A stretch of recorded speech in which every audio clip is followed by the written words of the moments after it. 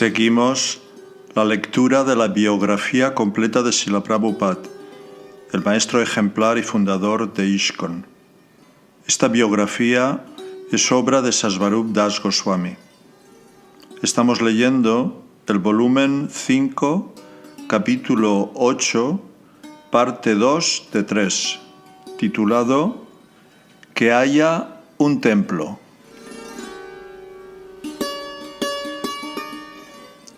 En su vuelo desde Melbourne a Chicago, Srila Prabhupada hizo una escala nocturna en Hawái.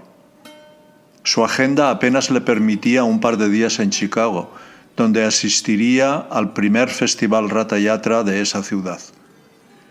Le gustaba mucho realizar Ratha Yatras en grandes ciudades del mundo, y aunque a veces las multitudes no podían oír la filosofía de la conciencia de Krishna sin volverse revoltosos, airados o incluso violentos, todos disfrutaban y se beneficiaban de un festival Ratha Yatra. Citando el Bhavishya Purana, Srila Prabhupada escribió lo siguiente en el Néctar de la Devoción. La persona que siga el carro Ratha Yatra, cuando los ratas pasan delante de ella o por detrás, aunque haya nacido en una familia de baja condición, seguramente será elevada a la posición de alcanzar una opulencia igual a la de Vishnu. En Jagannath Puri, India, el hogar original de la adoración de Jagannath, los occidentales pueden ver al señor Jagannath únicamente durante el festival anual Ratha Yatra, cuando la deidad sale del templo y viaja en su carro. Además, apenas unos pocos occidentales van a Jagannath Puri. Pero Srila Prabhupada y su movimiento de conciencia de Krishna estaban haciendo que el señor Jagannath fuera accesible a todos, llevando el Ratha Yatra por la mismísima calle principal de su ciudad. Podía parecerle raro al estadounidense o al australiano promedio, pero desde el punto de vista del señor Jagannath y sus seguidores, esa actitud era más que apropiada. El señor Jagannath, el señor del universo, era para todos, para todas partes, sin consideración de nacionalidad ni de religión. El festival de ese año, 1974, sería el 8º Ratha Yatra anual en San Francisco. Para ese entonces, y a pedido de Prabhupada, los devotos llevaban a cabo este festival en más y más ciudades. Srila Prabhupada quería darle el mayor prestigio a este tipo de prédica. Por eso hizo un gran esfuerzo para llegar hasta Chicago, donde nunca había estado antes, para viajar nada más que 1 hora por State Street sobre el carro del señor Jagannath. Prabhupada sintió que al realizar Ratha Yatras en las ciudades de todos los continentes, sus discípulos derrotarían la falsa religión. La gente se sentiría espontáneamente atraída hacia Krishna, nada más que por disfrutar de un festival de canto y danza, de un banquete y por ver al Señor. Ante el gran carro, que estaba elaboradamente decorado, estaba Prabhupada en pleno centro de Chicago. Se lo veía ansioso de subir para participar en la procesión, pero no había escalera, así que esperó hasta que los devotos corrieron a una tienda de herramientas a comprar una. Luego subió al carro y se sentó en su Vyasasana. La ciudad estaba atestada de comerciantes y trabajadores. Muchos miembros de la enorme comunidad hindú de Chicago habían ido a recibir las bendiciones del Señor y a observar su tradición, también conocida para ellos. Cientos de discípulos de Prabhupada de todo el Medio Oeste se reunieron para tirar de las sogas del carro, liderar los kirtanas y distribuir prasadam y revistas de vuelta al Supremo. Mientras tanto, el gran carro se desplazaba por una de las calles más transitadas de Estados Unidos. Aunque varios policías con sus motos le abrían paso a la procesión, su estilo no era precisamente el del rey de Orissa, quien, según lo marcaba la tradición, dirigía las procesiones Ratha Yatra de la India. Todos los años, el rey se presentaba como un humilde sirviente y abría el desfile barriendo la calle delante del señor Jagannath con una escoba de mango dorado. La policía de Chicago, sin embargo, solo parecía interesada en que el desfile llegara al final lo antes posible. serios y llenos de ansiedad, se dedicaban a mantener libre el tránsito de autos. Reconocieron que los devotos tenían un permiso oficial para realizar el desfile, pero todo el tiempo los instaban a que el carro marchara más rápido y los amenazaban con detener el festival por completo. Por la gracia de Krishna, todos, incluida la policía de Chicago, quedaron satisfechos cuando la procesión se movió pacíficamente durante varios kilómetros y llegó, por fin, a la plaza cívica central. En medio de los rascacielos y el ruido de la ciudad, Srila Prabhupada se dirigió a la audiencia. A continuación de la clase, los devotos comenzaron la distribución de prasadam y el kirtan. Prabhupada estuvo feliz por el festival. San Francisco, 7 de julio. Miles de personas siguieron los 3 carros durante varios kilómetros a través del Golden Gate Park. Srila Prabhupada, viajando en el segundo carro debajo de la deidad de Subhadra, usaba la misma gorra dorada de lana que había llevado en Australia, un suéter blanco de lana gruesa y una guirnalda de rosas rojas. A pesar de sus recientes y extensos viajes, estaba alerta y gozaba de buena salud. Miraba el mar de devotos, los seguidores del desfile, y toda esa trascendental escena le provocaba una gran satisfacción. En su discurso, dirigido a una multitud de 10.000 personas, dijo que los estadounidenses debían estar a la cabeza de en todo el mundo en cuanto a propagación de la conciencia de Krishna. Sé que todas las damas y caballeros estadounidenses que están aquí son cultos e inteligentes, dijo. Me siento muy agradecido con los americanos que me ayudaron a hacer que este movimiento se vuelva popular en todo el mundo. Cuando Sri Chaitanya Mahaprabhu presentó el movimiento Hare Krishna, dijo: Bharata Bhumite Haila Manusya Jammayar Jammasar Takakari Kara para Upakar.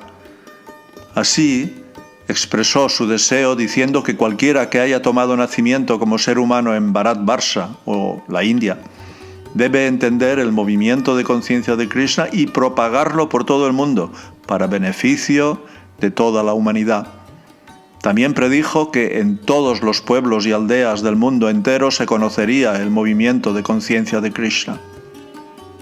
Con la cooperación de ustedes, jóvenes estadounidenses, que con toda amabilidad nos ayudan a propagar este movimiento, de verdad se está haciendo conocido en todo el mundo. Hace poco estuve en Melbourne, Australia, donde tuvimos un festival similar en el cual muchos miles de personas se unieron para cantar y bailar con nosotros. Luego fui a Chicago, donde llevamos a cabo la misma ceremonia. Ahora, esta mañana, he venido aquí y estoy alegre de que también ustedes se estén uniendo a este movimiento. Los dedos de Prabhupada tocaban suavemente las kartals mientras hablaba. Sus ojos estaban entrecerrados. Eligió sus palabras con seguridad y ellas hicieron eco en el prado. Le pidió a su audiencia que no pensaran que la conciencia de Krishna era algo sectario, sino que era para todos, porque la verdadera naturaleza del ser era espiritual. Cantar el santo nombre y bailarlo, dijo, no era algo común y corriente. Está abierto a todo aquel que simplemente cante el Maha Mantra Hare Krishna, Krishna Krishna, Hare Hare. Hare Rama, Rama Rama, Hare Hare. Ustedes son casi todos jóvenes, mientras que yo soy viejo y puedo morir en cualquier momento. Por eso les pido que tomen este movimiento con seriedad. Entiéndanlo por ustedes mismos y predíquenlo por todo el país. La gente que vive fuera de Estados Unidos generalmente sigue e imita lo que los americanos hacen. Estoy viajando por todo el mundo y en todas partes veo que en otros países se construyen rascacielos y se imita a su país de diversas maneras. Entonces, si ustedes tienen la amabilidad de volverse conscientes de Krishna y cantar y bailar en éxtasis, en amor emocional por Dios, el mundo entero los seguirá. Así el mundo entero se volverá Vaikunta, un mundo espiritual en el cual no habrá más problemas. Muchas gracias. Guru Das envió una carta a todos los centros de ISKCON por la cual invitaba a los devotos a asistir a la inauguración de Krishna Balaram Mandir en Vrindavan. Invitó a los miembros vitalicios de Bombay y Calcuta y reservó vagones para ellos en los trenes. También invitó a sus discípulos a ir a Vrindavan para Jamastami. Al dar una clase ante cientos de devotos en Los Ángeles, dijo: invito a todos que vengan a Vrindavan a la inauguración del Krishna Balaram Mandir. Prabhupada también envió invitaciones a sus hermanos espirituales y cuando uno de ellos, Sridhar Maharaj de Navadvip, aceptó la invitación, Prabhupada le contestó que tendría un alojamiento confortable y le sugirió el modo más fácil de viajar desde Calcuta a Vrindavan. Srila Prabhupada también le contó a Sridhar Maharaj acerca de su prédica. Te alegrará saber que nuestros libros se están vendiendo muy bien. El año pasado vendimos alrededor de 4 millones de libros y este año, en 6 meses, completamos la cantidad del año pasado, por lo que razonablemente podemos esperar el doble de ventas que el año pasado. La única dificultad es que nos estamos expandiendo como organización mundial y eso requiere una administración muy exacta para mantener el equilibrio. Por la gracia de Krishna, todo está yendo muy bien. En cuanto a la gira de prédicas, se me ha vuelto un poco difícil porque tengo los mismos problemas de corazón que tú, pero me sigo moviendo para alentar a estos muchachos y chicas que trabajan en mi nombre. El 15 de julio, solo 10 días antes de la fecha tentativa de llegada de Prabhupada a Vrindavan, escribió cartas casi idénticas a sus discípulos sannyasis. En ellas los invitaba a ir a resolver los muchos asuntos personales y cuestiones de negocios que habían quedado pendientes durante su atareada gira. Les invito cordialmente a asistir a nuestra ceremonia de inauguración en Vrindavan porque todos nuestros sannyasis estarán presentes. Ven tú también, como un sannyasi más, y participa. Ese es mi deseo. Cuando Karandar, quien poco tiempo atrás había sido designado miembro de la Junta de Gobierno para la India, comenzó a expresar sus dudas acerca de que todo fuera a estar terminado a tiempo, Prabhupada respondió así desde Los Ángeles: el festival debe ser espléndido, no puede ser mediocre. Si hay escasez de dinero, te la daremos. Debe haber mucho prasadam para todos los invitados. Planéenlo, yo les daré los fondos. La distribución abundante de prasad no puede parar. En cuanto a que el templo no se termine a tiempo, esa es tu responsabilidad. ¿Yo qué puedo hacer? Aunque la respuesta que le envió a Karandar era categórica, la incertidumbre transmitida por su administrador principal en la India le preocupó. Le escribió a Surabhi, que estaba a cargo de la construcción en Vrindavan: estoy un poco agitado mentalmente porque la carta de Karandar dice que tal vez queden algunos trabajos para hacer, incluso mientras está desarrollándose el festival. Mientras estaba en Los Ángeles, también recibió noticias desde Londres de que el Ratha Yatra, programado para fines de ese mes, había sido cancelado por las autoridades locales. Los funcionarios alegaron que el desfile del año anterior había interferido seriamente el tráfico. Prabhupada insistió en que los devotos impugnaran esta irrazonable decisión. Es discriminación religiosa, dijo, y aconsejó que los hindúes de Londres que eran favorables al movimiento de conciencia de Krishna se dirigieran al embajador y le pidieran que presentara el asunto ante la reina. Las declaraciones recientes del reverendo Powell de Melbourne podían usarse para demostrar que los cristianos no debían alarmarse por el movimiento de conciencia de Krishna. ¿Significa la objeción de la policía que toda la ceremonia religiosa debe detenerse?, desafió Prabhupada. ¿Qué es esto?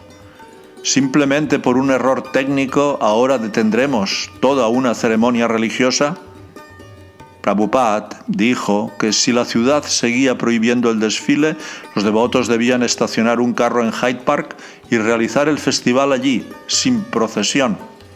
Después de realizar nuestra ceremonia, dijo Prabhupada, llevaremos a las deidades en un palanquín hasta Trafalgar Square.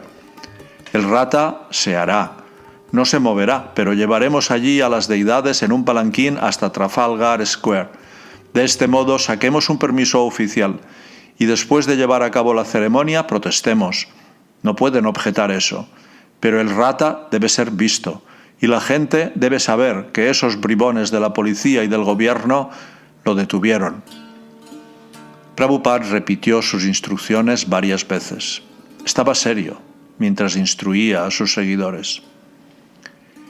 Mi Guru Maharaj solía decir, Prana H. Yan Rasei Hetu Prachar. El que esté vivo puede predicar. Un muerto no puede predicar. Entonces sean como los vivos, no como los muertos. Como todos mis hermanos espirituales que están muertos. Por eso envidian mis actividades, porque no tienen vida. Si quieren llevar una vida fácil, mostrar la deidad y luego dormir, eso es un movimiento fallido. Prabhupada no podía tolerar escuchar que un festival tan importante como el Ratha Yatra fuera detenido. Nos apegaremos a todas las reglas, pero debemos tener un festival. Ellos vieron el año pasado a miles de personas bajo el sol. Decenas de miles de personas estuvieron de pie en Trafalgar Square durante 3 horas y no van a la iglesia, así que vieron que hay algo. De otro modo, ¿por qué la gente está tan interesada? Brahmananda Swami apoyó lo dicho. Sí, como en el periódico de San Francisco, ellos lo admitieron. Este fue el festival más popular.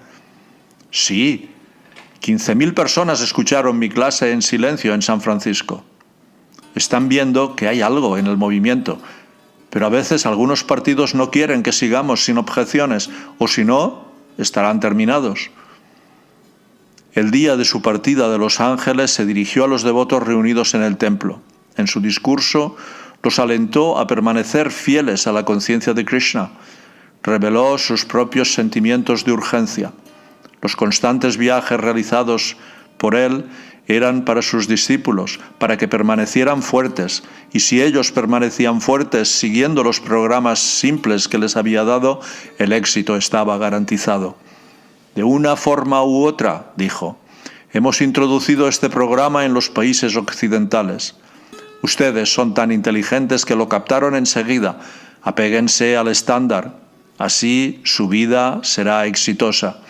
No es nada difícil, pero no se desvíen. Entonces serán pakā. Pakā significa sólido. Mame va yeprapadyante mayametam tarantite. Si permanecen sólidos en la conciencia de Krishna, Maya no los tocará. Esto es lo que les pido. Seguiré viajando por todo el mundo. Voy a ver cómo van las cosas en Dallas y en Nueva Brindavan. Mis viajes son algo natural. Inicié este movimiento. Quiero ver que todo marche bien. No se desvíen. Eso es lo único que les pido. Prabhupada comenzó a llorar y concluyó con un breve pensamiento. Permanezcan fuertes. Muchas gracias. Nueva Brindavan, 18 de julio de 1974. Llegó a Srila Prabhupada una carta de Karandar. En ella le informaba su renuncia como miembro de la Junta de Gobierno para la India. Las responsabilidades eran demasiadas para él, porque hacía muy poco que había vuelto a la conciencia de Krishna. No obstante su renuncia, seguiría observando el programa espiritual. Otra vez, Srila Prabhupada encontraba obstáculos y, ante varios miembros de la Junta de Gobierno que estaban reunidos en su cuarto de Nueva Brindavan, preguntó: ¿qué hacemos? ¿Qué haremos? Quizás deba abandonar estos proyectos en la India. Pero Srila Prabhupada, contestaron los devotos, esos proyectos de la India les son muy queridos. ¿Pero qué podemos hacer? Excepto por Guru Das, ninguno de los devotos de Brindavan pensaba que el edificio fuera a estar terminado para la gran inauguración, que ya estaba programada. El trabajo iba muy lento, como siempre, y excepto por la zona de la sala de la deidad, el terreno todavía era un sitio en construcción. No había altares ni deidades. Tejas pensaba que Guru Das temía tanto disgustar a Prabhupada que no podía admitir que el edificio no estaría listo. La fecha estaba puesta y Prabhupada no quería excusas. Debe estar listo para Janmashtami, escribió, ni hablar de demoras. Gurudas admitió que la construcción del templo no estaría completamente terminada para Janmashtami, pero calculó que la ceremonia de inauguración aún podría realizarse incluso si los toques finales del templo estaban sin terminar. Debido a que no había un miembro de la Junta de Gobierno que se ocupara de manera habitual de los asuntos de la India, Prabhupada no recibía informes exactos de la construcción del templo de Vrindavan. Cuando Tamal Krishna Goswami se fue en abril a predicar a Occidente, habían pasado varios meses antes que Prabhupada dispusiera de Karandar como reemplazo, y cuando él hubo sido designado, renunció después de pocas semanas. La versión de Gurudas, por lo tanto, era la única que Prabhupada había recibido. El final de julio estaba cerca, y los devotos se aprestaban a viajar a Vrindavan para un fiasco.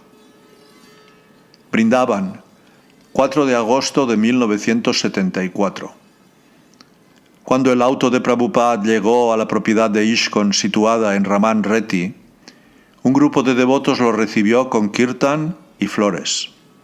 Unos 25 devotos del templo de todo el mundo ya se habían reunido para la gran ceremonia de inauguración y junto con los devotos de Vrindavan se reunieron alegres en torno a Srila Prabhupada. No se habían construido aceras. Prabhupada tuvo que caminar entre las paredes a medio hacer y pasando entre pilas de arena y ladrillos se abrió camino hasta la casa de las deidades. Incluso allí la falta de decoración y acabado era evidente y había escombros por todas partes. ¿Qué es esto?, preguntó Prabhupada recorriendo el lugar. Aquí no hay nada. ¿Dónde está el templo? Me dijeron que el templo estaba terminado. Gurudas, Surabhi, Gunarnava y los otros directamente responsables no podían responder. Estaban demudados. El rostro se les había puesto blanco. Prabhupada estaba furioso. ¿Cómo pueden inaugurar esto? Los devotos visitantes también comenzaron a hablar entre ellos. Esto no está listo. ¿Cómo vamos a inaugurar? Pero Prabhupada, dijo un devoto, están llegando devotos de todo el mundo. Deténganlos de inmediato, dijo Prabhupada. No habrá inauguración. Prabhupada había hecho explotar la burbuja, esa ilusión de que todo estaría listo para la gran inauguración. La ira de Prabhupada atemorizó a todos y los devotos que lo rodeaban ya no estaban alegres y despreocupados. ¿Vas a inaugurar este templo?, gritó Prabhupada. El altar está listo, dijo Harikesh, que había llegado desde Japón para la ceremonia. Podemos instalar la deidad. No puedes inaugurar este templo, gritó Prabhupada. No está terminado. Prabhupada luego entró a su casa seguido por los administradores de Vrindavan y otros pocos líderes. Cualquiera que pudiera mantenerse a distancia de Prabhupada en esta situación podía considerarse a salvo. La esposa de Surabhi salió corriendo a orarle a Krishna, temerosa de la ferocidad de Prabhupada. En su cuarto, la ira de Prabhupada no hizo más que aumentar. Le gritó a Gurudas por su mal manejo del asunto. Nadie se atrevió a ofrecer sugerencias ni excusas. No había nada que hacer excepto palidecer y deprimirse. De repente preguntó si podría inaugurarse el templo a pesar del desorden. ¿Pueden tener listos al menos los cuartos de las deidades? Se volvió hacia Surabhi. Esto es un insulto a nuestra asociación. ¿Qué pensará la gente? Lo hemos anunciado en todas partes. Realmente nadie lo sabe, Srila Prabhupada, respondió Surabhi con temor, exponiéndose a otra explosión. ¿Cómo dijiste? De algún modo, Prabhupada cambió su tono. ¿No has hecho ninguna propaganda? ¿No enviaste las invitaciones? No todavía, Prabhupada. No a la gente de Vrindavan. Ellos no esperan que se inaugure porque todos los que estuvieron aquí se dan cuenta de que no es posible. Ellos saben que no está listo. Esto es una farsa, dijo Prabhupada, es un fiasco. Disgustado, miró a sus administradores de Vrindavan. Tenemos que inaugurarlo. ¿Cómo podemos hacerlo para Janmashtami? Srila Prabhupada, dijo Surabhi, las puertas no están listas. Todavía están cortando la madera. Prabhupada le preguntó por las deidades a Yamuna, quien explicó que su parafernalia había sido comprada, pero que los tronos no estaban listos. ¿Cuál es tu opinión?, le preguntó. No soy quien para decir nada, y aunque no tengo derecho a hablar, me parece casi imposible inaugurar el templo. No tenemos pujari. Con una sensación de desaliento y fracaso, Prabhupada dijo: entonces no lo haremos. Pero hemos invitado a mucha gente de todo el mundo y no fue informado. Ahora decidan ustedes. ¿Cuándo podemos inaugurar?, preguntó Prabhupada. ¿En Diwali, por ejemplo? ¿Cuándo es Diwali? En octubre, Srila Prabhupada. ¿Qué tal para el día de la aparición de Bhaktisiddhanta Sarasvati?, sugirió un devoto. Es a finales de diciembre. Con gesto de desagrado, Prabhupada mantuvo el silencio. Surabhi habló. Tomará 6 meses, 7 en realidad. Luego Prabhupada eligió el día de Ram Navami, en abril. La inauguración podría coincidir con la reunión anual de los devotos en Mayapur y Brindavan. Surabhi volvió a hablar. Se había vuelto pesimista desde su experiencia con la construcción en la India. Depende de si podemos conseguir cemento, Srila Prabhupada. Tenemos que comprárselo al gobierno. Ese fue el principal obstáculo que nos impidió inaugurar. Podríamos hacerlo dentro de 3 meses si pudiéramos conseguir el cemento. Está bien, dijo Prabhupada resignado. No tenía sentido poner una fecha. Estará listo para el próximo Janmashtami. Su tono fue sarcástico. Y si conseguimos el cemento, podrá hacerse en 3 meses. Más tarde, hablando con distintos devotos, siguió expresando su descontento, sobre todo con Guru Das. Hizo preguntas, pero estuvo insatisfecho con las respuestas. Le pidió a Guru Das que le llevara los registros financieros y luego los reprendió aún más. Encontró un recibo de Guru Das por la estadía en un hotel caro de Jaipur e hizo toda una cuestión con eso. Guru Das fingió no oírlo. Cuando Prabhupada terminó de hablar con él, Guru Das volvió a su cuarto y allí se quedó, hasta que Srila Prabhupada lo hizo llamar. Prabhupada comenzó a hablar acerca de cambiar los presidentes de templo en Brindavan. Sugirió a Harikesh. Guru Das y su esposa, dijo, podrían estar a cargo del hotel, que todavía era un agujero en el terreno. Llamó nuevamente a Guru Das y le preguntó qué pensaba de administrar el hotel de Brindavan. Le sugirió que fuera al Jaipuria Guest House de Brindavan para tener una idea de cómo administrar. Pero Prabhupada, dijo Guru Das, en el Jaipuria Guest House tienen tarifas muy bajas. Estoy seguro de que están subsidiadas. El señor Jaipuria es un comerciante marwari, contestó Prabhupada. No pierde dinero con el hotel, está ganando dinero. Ese es el arte de la administración. Tienes que aprenderlo yendo allí y viendo. Pero Guru Das se sentía muy cansado por las austeridades de vivir y administrar en la India, donde la atención y las críticas de Prabhupada eran tan exigentes e intensas, y donde todo era tan difícil. Él y su esposa comenzaron a pensar en irse de Brindavan. Prabhupada siguió presionando a Surabhi, llamándolo en diferentes momentos del día. ¿Por qué esas puertas de las deidades no están colocadas? Lo estoy intentando, Srila Prabhupada, contestó Surabhi. Hay muchas cosas que hacer. No importa, tienes que hacerlo. Los hombres contratados los están engañando. No dejen que lo hagan. No es fácil para los devotos reunir todos estos fondos. Es dinero de Krishna y solamente puede usarse para los proyectos de Krishna. Protege ese dinero y fíjate que no vaya a parar a las manos equivocadas. No quiero que los contratistas se vuelvan ricos con nuestros proyectos. Quiero mármol en este edificio. ¿Dónde está el mármol? ¿De dónde puedo sacar mármol?, preguntó Surabhi. ¿Por qué me preguntas eso?, gritó Prabhupada. Tú eres el experto. Yo no sé. Usa tu inteligencia. En última instancia, la ira de Prabhupada con sus discípulos era incidental. La reacción se debía a su tontería. También era una manera de instruirlos y ponerlos a prueba. Pero el trasfondo de la situación era la impaciencia y la frustración trascendentales de Prabhupada porque su servicio devocional en Vrindavan todavía no se manifestaba. Quería un templo maravilloso para gloria del movimiento de conciencia de Krishna. Un templo que la estableciera en todo el mundo. Era una ofrenda a su maestro espiritual y se lo había prometido a Krishna, pero aún no estaba completo. En cuanto a que sus discípulos no habían llevado adelante la obra en construcción, Prabhupada tuvo que tomar sobre sus hombros la carga y el sufrimiento de esa inacción.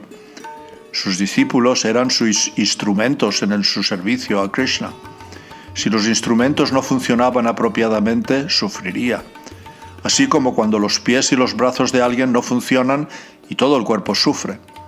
La incapacidad de sus discípulos para llevar a cabo sus deseos era algo que debía soportar. Por esto sintió un dolor trascendental ante la imposibilidad de inaugurar Krishna Balaram Mandir el día de Janmashtami. La perturbación de Prabhupada, aunque trascendental no obstante, era real. No la había fingido para instruir. Por su parte, los devotos podían alegrar, así como así, a su maestro espiritual. Para que los discípulos pudieran asistir apropiadamente a su maestro espiritual, tendrían que entender su humor trascendental. Prabhupada quería un servicio práctico y sensato por parte de sus discípulos. No era deber de ellos servirlo desde el punto de vista de los sentimientos, sino mediante un trabajo arduo. El servicio devocional era dinámico.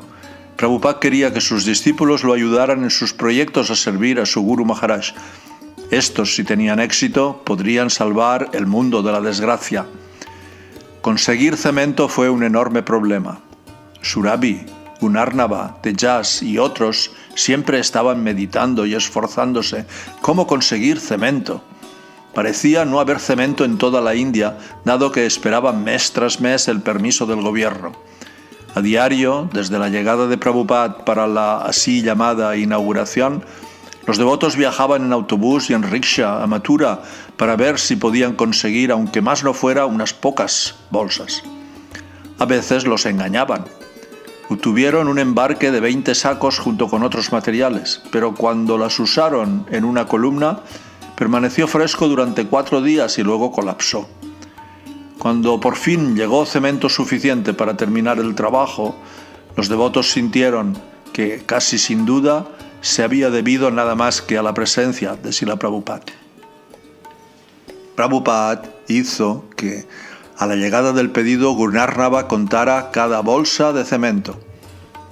Desde las 8 de la mañana hasta las 9 de la noche, el cargamento siguió llegando en camiones, cada uno con 4 obreros que acarreaban las pesadas bolsas sobre sus espaldas hasta el depósito.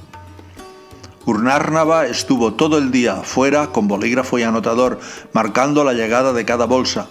Srila Prabhupada salía de la casa varias veces y miraba con gesto grave. Por la noche, cuando terminaron, llamó a Gunarnava.